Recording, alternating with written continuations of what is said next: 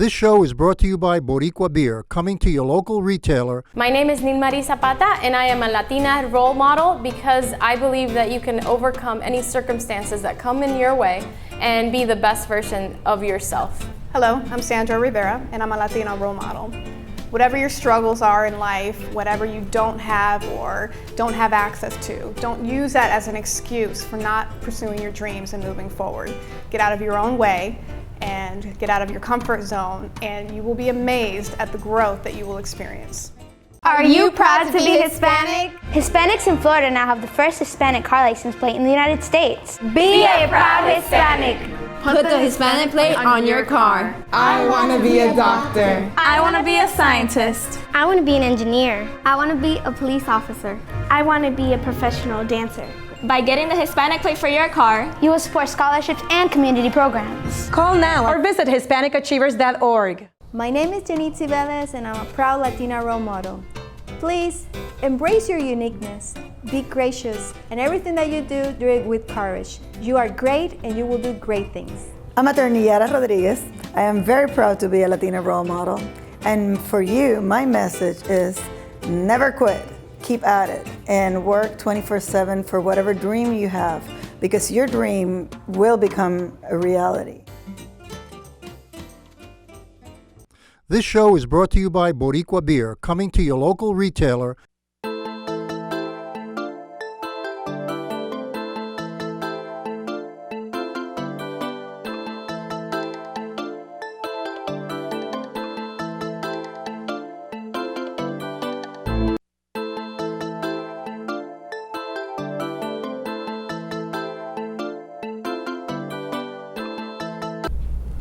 Welcome to another segment of EduTV. We have a reoccurring guest.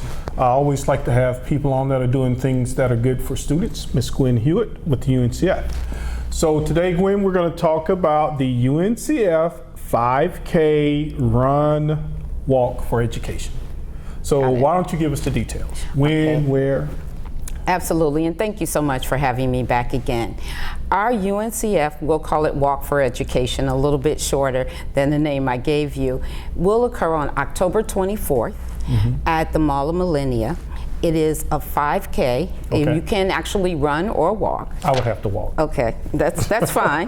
But it'll be timed either way, in case there are some runners out there. The goal of our Walk for Education is to do a couple of different things. Okay. One is to bring awareness to students of UNCF and really the whole community. Obviously, the other one is to raise money. So we have a goal of $100,000 that we are going to raise for students in Florida for education. 75% of all the money that we raise comes right back here to Florida to support our students. Now, is that $100,000 for the entire state of Florida or just Central Florida? No, this is $100,000, so we are ambitious. This is $100,000 for this walk. Okay. We want 1,000 students or participants, any age, grandparents, mothers, fathers, children, everyone to come out. But we especially want students to come out because we're going to have this year for the first time a scholarship booth.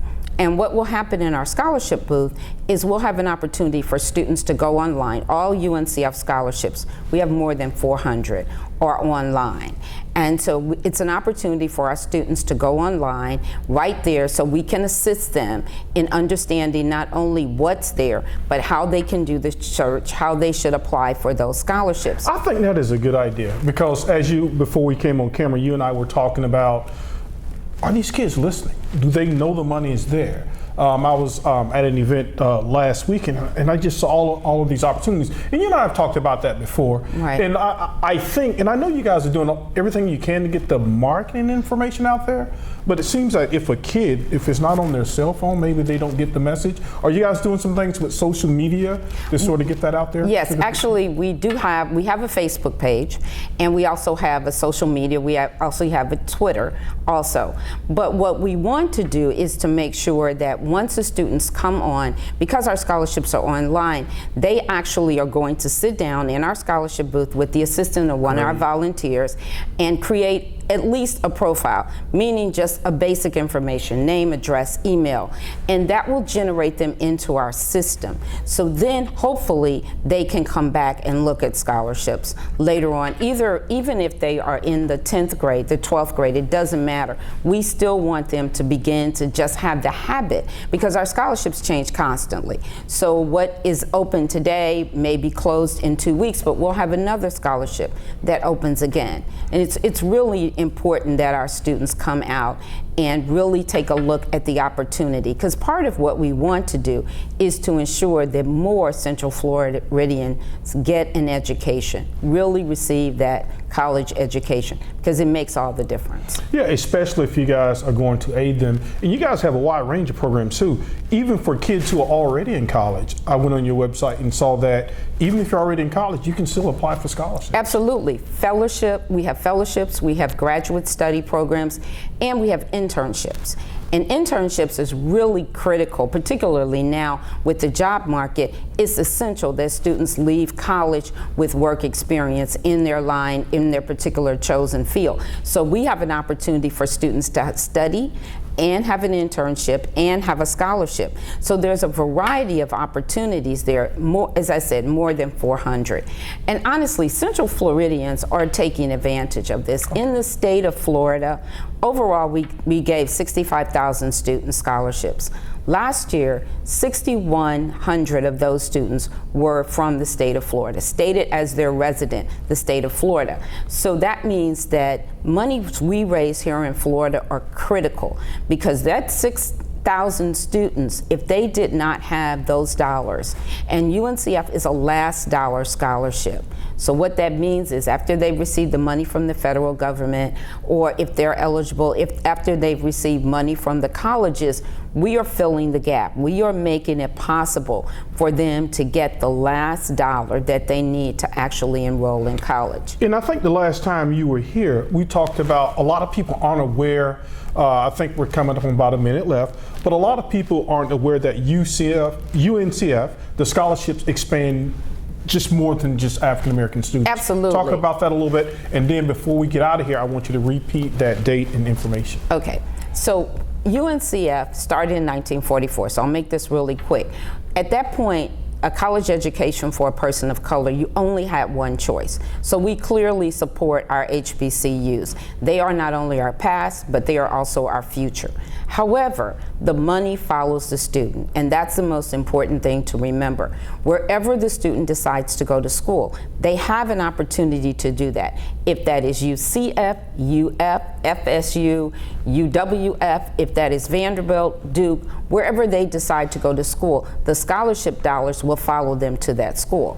Additionally, the other thing that sometimes often is misunderstood about UNCF is that we support all students to attend school. Last year, more of our students who received our GATES, which is our largest program, received scholarships were Hispanic students. So thank you so much, and I know that took a little bit Well, long. no, before we go, I want you to tell the people when and where. So please join us to support Central Floridians and our students. Our students will be at the Mall of Millenia October 24th, 8 o'clock a.m. We'll be finished by 10 a.m. so that you have an opportunity to go to the mall.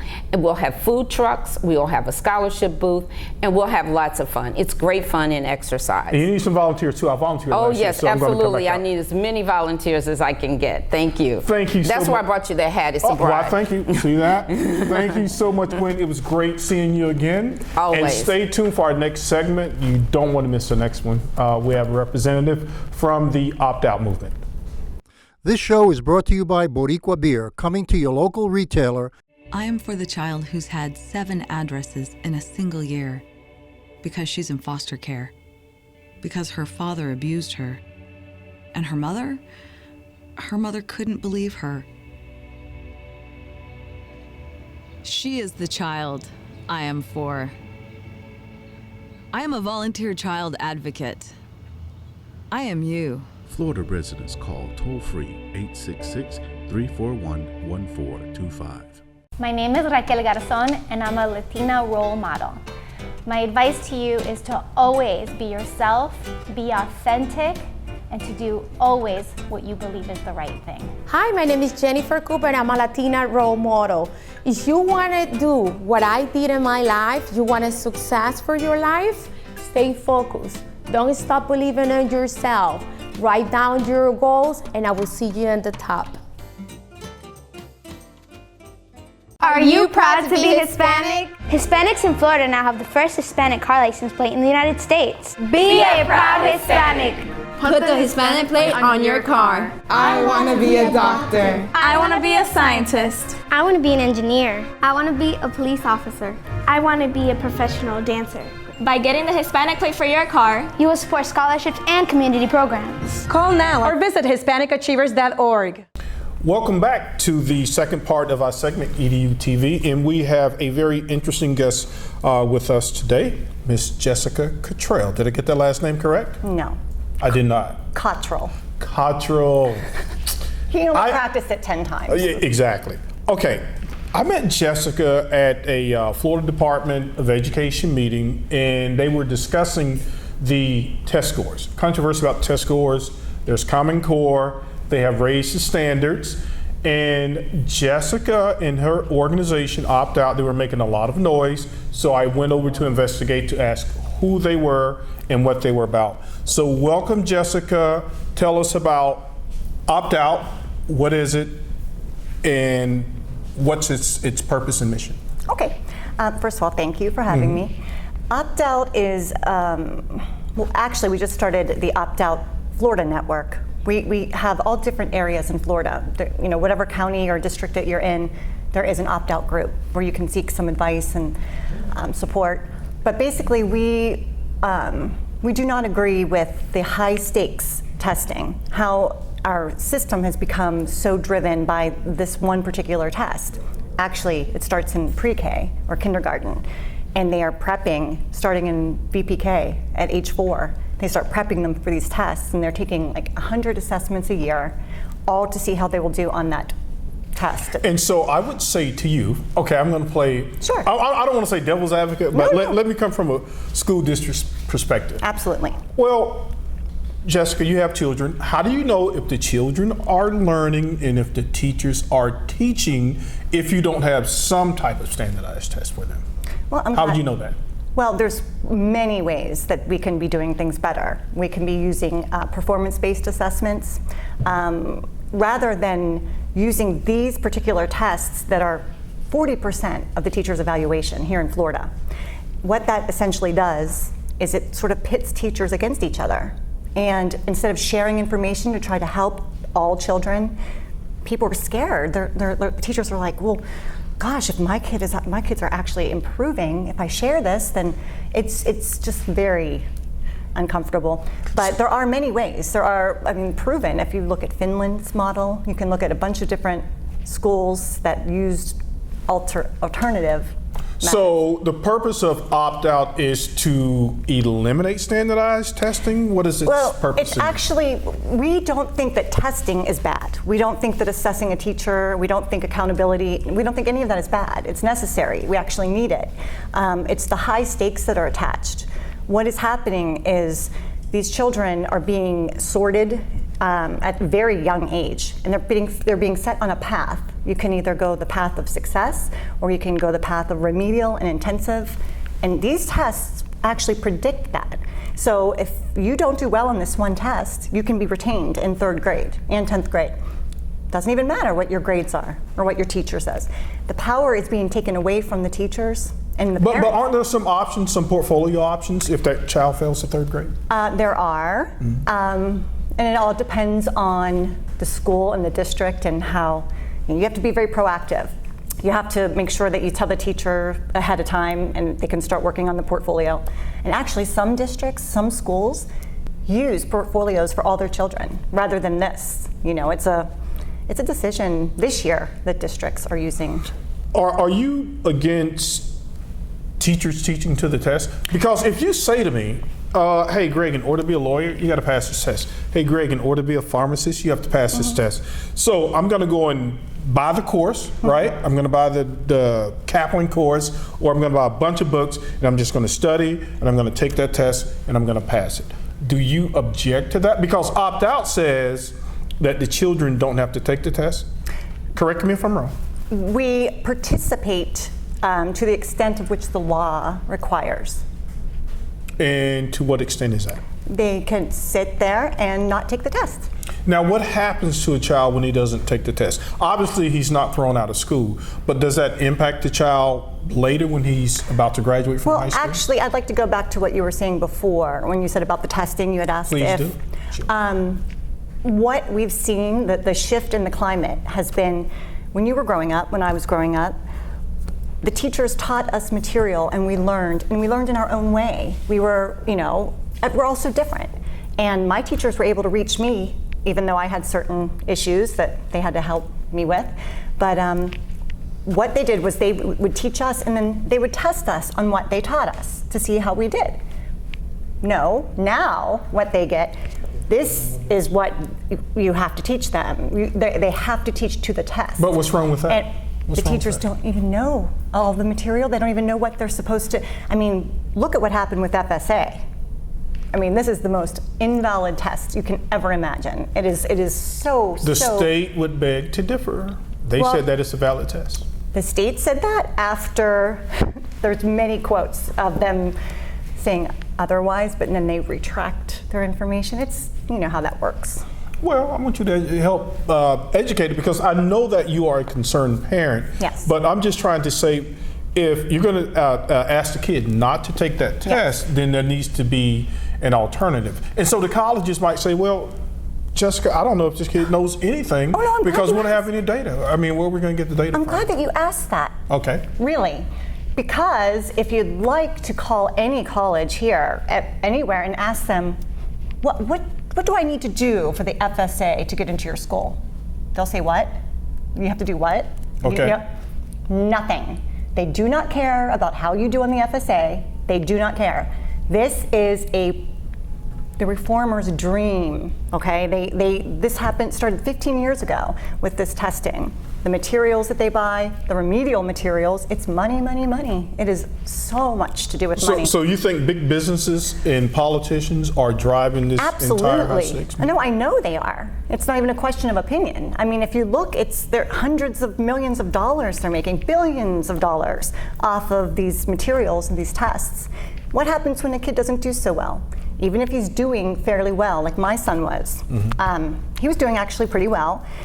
And as soon as he started to take the progress monitoring assessments, which were to determine what they think my son was going to get on the actual test, he was red flagged. What happened? Started getting pulled out for interventions.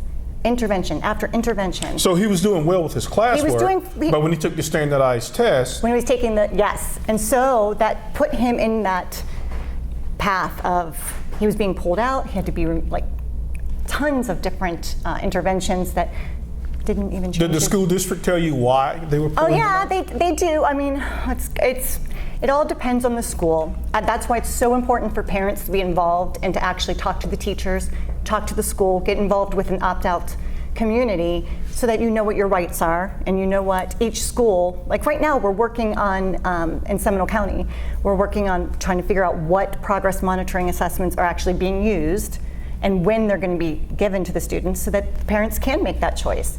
Because the choices that they are making for these children are not in their best interest. There's no reason kindergarten through second grade should be subjected to a benchmark test, a 10-question test for every single benchmark that they make, a unit test, vocabulary test, spelling tests, and then 4-hour assessments 3 times a year. Okay, so kindergarten. When we're talking about college, right, and you say, okay, the college doesn't care about the FSA, right? They don't. Some of that you're right, because they're going to look at the SAT or the ACT score. So what are you saying? Are you saying that kids at the end of their junior or senior year should just have to take the SAT or ACT to get into college and get rid of all these other things? Well, no, I'm saying that we need to start bringing the trust back to the teachers. Why do we have teachers? Why do we not trust them anymore? Because before they were saying that the teachers were failing the students, and Jessica, you and I, when we saw scores for minority students, there was a big disparity between what Asian and white kids knew as opposed to what Hispanic minority students do. What they were so supposed they to may know. say, well, you're not teaching the minority students, so in order to make it fair, so now we're going to have testing so we can make sure that you're teaching all kids. I'm glad that you brought that up as well, because if you are to look at, historically, if you were to look at the testing with whites, it has gotten worse and worse and worse since all of this reform took place. This year, the SAT results that came out are the worst in 10 years. I saw that. When did the reform start with all of this high stakes testing? When it was 15 years? Mm-hmm. So where would that put those kids? Oh, this year, last year, taking the SAT? So you're saying that they've actually regressed? Absolutely. It is not working. This is not working. And our children are less prepared for college.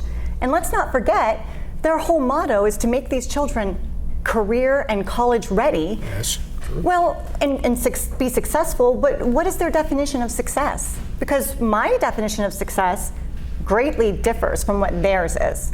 Mine is seeing my child happy and feeling good about himself and finding a niche that he didn't know he was good at. And whether it be art, music, band, and that's all being taken away from these students. They are putting more and more test prep. So are you guys trying to encourage every parent that's interested to tell their child not to take the test? Absolutely. Especially. Absolutely, yes. Absolutely, they need to opt out because, first of all, the test is flawed in a million different ways. Look what happened. I mean, there are actually going to be lawsuits. Just wait. There's going to be many lawsuits because of what is happening and what's happening to the teachers.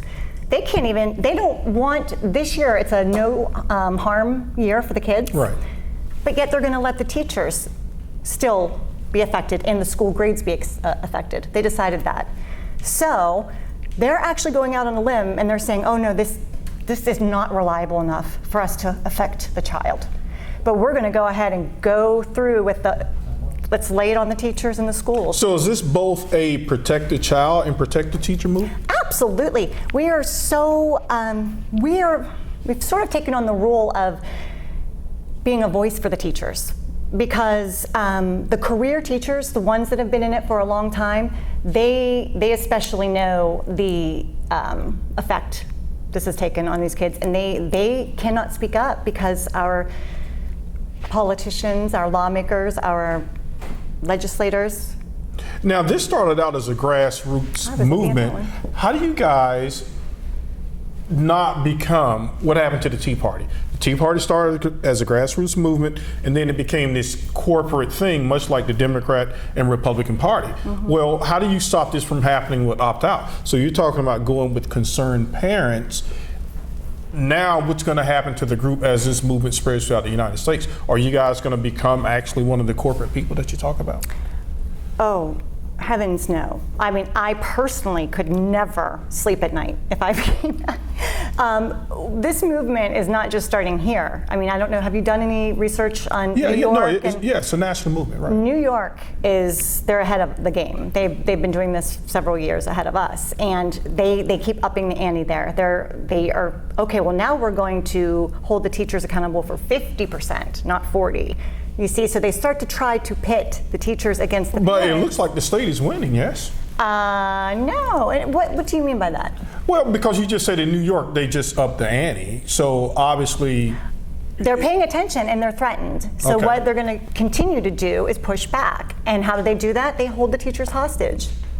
Now, is there a way for your movement and the State Department of Education and local school districts to work together to come up with some testing solutions, or there's just no negotiation? Oh, geez, no. That's when you compromise your movement.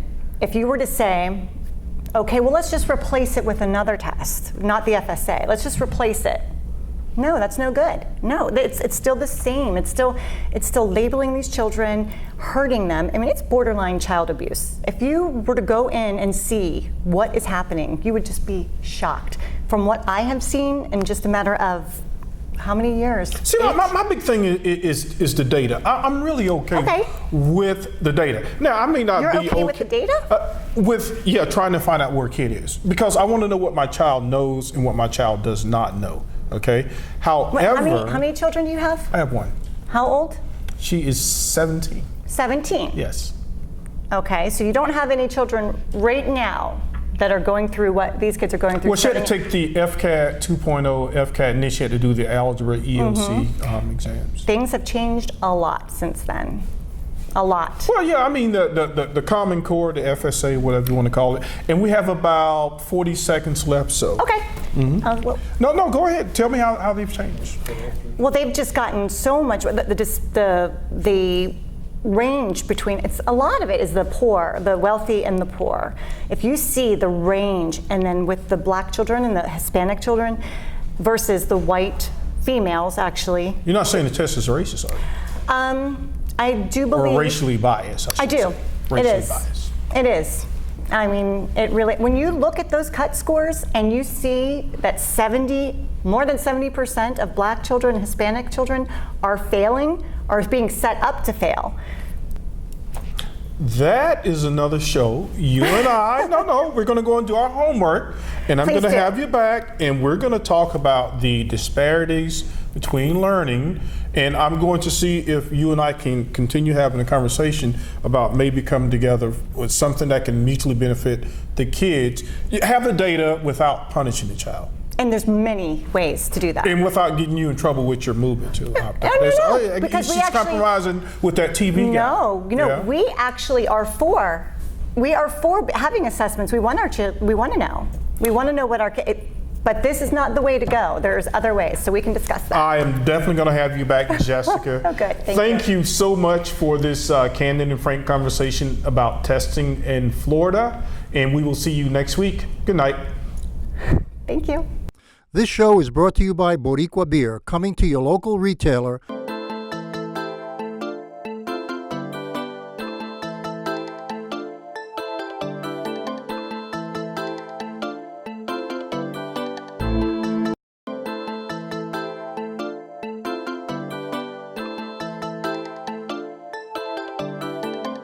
I am for the child who's had 7 addresses in a single year because she's in foster care, because her father abused her, and her mother couldn't believe her. She is the child I am for. I am a volunteer child advocate. I am you. Florida residents call toll-free 866-341-1425. Are you proud to be Hispanic? Hispanics in Florida now have the first Hispanic car license plate in the United States. Be a proud Hispanic. Put the Hispanic plate on your car. I want to be a doctor. I want to be a scientist. I want to be an engineer. I want to be a police officer. I want to be a professional dancer. By getting the Hispanic plate for your car, you will support scholarships and community programs. Call now or visit HispanicAchievers.org. Hi, I'm Gloria Puerta from Feed and Fortify Community Organization, today in Latino Role Model. And be yourself. Try to have your purpose in life and be a legacy of service. My name is Milagros Rivera, and I'm a founder and mentor of Daughters of the Mighty King mentoring program for young girls. I am inspired and encouraged to be here because I want to see a new generation rise up.